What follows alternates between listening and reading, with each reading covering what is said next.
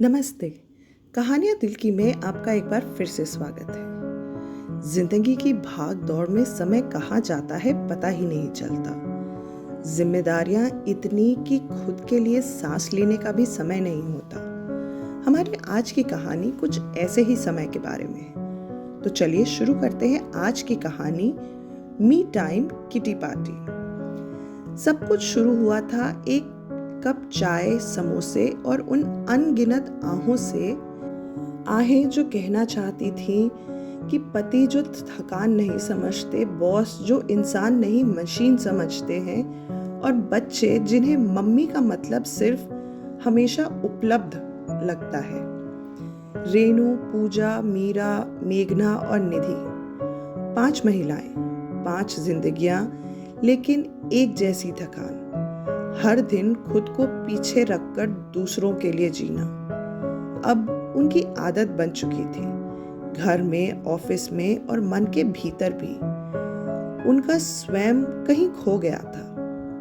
एक किटी शुरू करते हैं, एक दोपहर पूजा ने कहा। पैसों के लिए नहीं, दिमाग की शांति के लिए, रेणु ने हंसते हुए कहा, पर उसकी हंसी में एक दर्द छिपा था। और नाश्ते के लिए, मेघना ने धीमे से कहा, अपनी आंखों की नमी छुपाते हुए। और इस तरह शुरू हुई एक खामोश बगावत, मी टाइम किटी पार्टी। हर शनिवार वो आपस में किसी के घर पे मिलती। ना कोई तामझाम, ना कोई ढोंग, सिर्फ कुछ घंटे जहां वे खुद होती थी। ब्रांड, गॉसिप या तुलना के लिए नहीं, सिर्फ सपने, अधूरी बातें, भूली इच्छाएं और वो मैं जिसकी आवाज सालों से दब चुकी थी।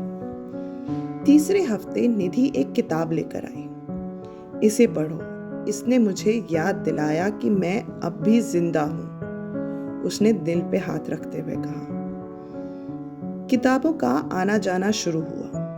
किसी की आंखें नम हुई, किसी के दिल का बोझ हल्का हुआ। पूजा ने सालों बाद ब्रश उठाया। रेणु कुछ पौधों की कटिंग लेकर आई। मीरा ने एक प्लेलिस्ट बनाई, उस आत्मा के लिए जिसे मैं भूल चुकी थी। तभी उन्हें एहसास हुआ, ये सिर्फ किटी पार्टी नहीं थी, ये एक जीवित हो उठने की शुरुआत थी। चौथे हफ्ते मेघना के घर मिले, जहां उसका बच्चा रो रहा था, कामवाली नहीं आई थी, और उसी बीच निधि के स्केचबुक पर जूस गिर गया। कुछ पल सन्नाटा रहा, फिर निधि मुस्कुराई। हमें एक जगह चाहिए जो सिर्फ हमारी हो। सबने एक दूसरे को देखा, थकी हुई आंखें लेकिन उम्मीद से भरी। अगले ही हफ्ते उन्होंने वो जगह ढूंढ ली। पुराने कैफे के पीछे एक छोटा सा किराए का फ्लैट, लकड़ी के फर्श, खुली बालकनी और धूप से भरी दीवारें। कोई महंगी चीज नहीं, केवल शांति थी वहां। पैसे जोड़े, काम बांटे और मी टाइम किटी पार्टी को मिल गई उसकी खुद की जगह। अब हर शनिवार शाम 4 से 6 बजे तक वो वहां मिलते। ना पति, ना ऑफिस, ना अपराध बोध। रेणु ने बालकनी को फूलों और खुशबुओं से भर दिया।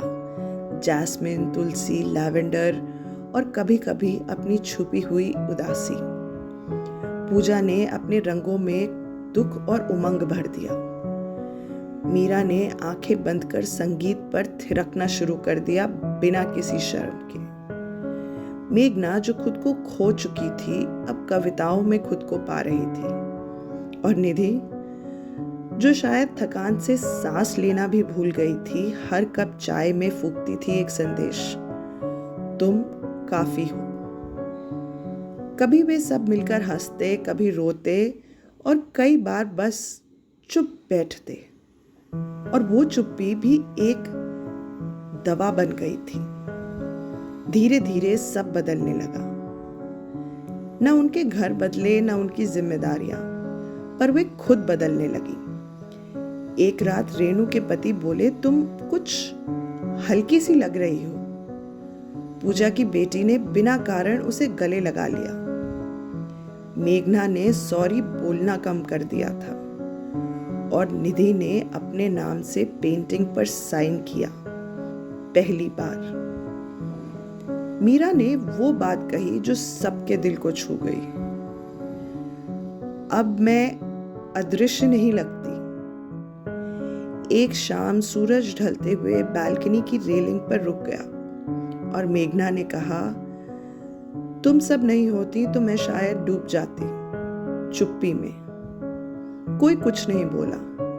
सबने बस सिर हिला लिया, क्योंकि वे सब उस चुप्पी से गुजर चुकी थी।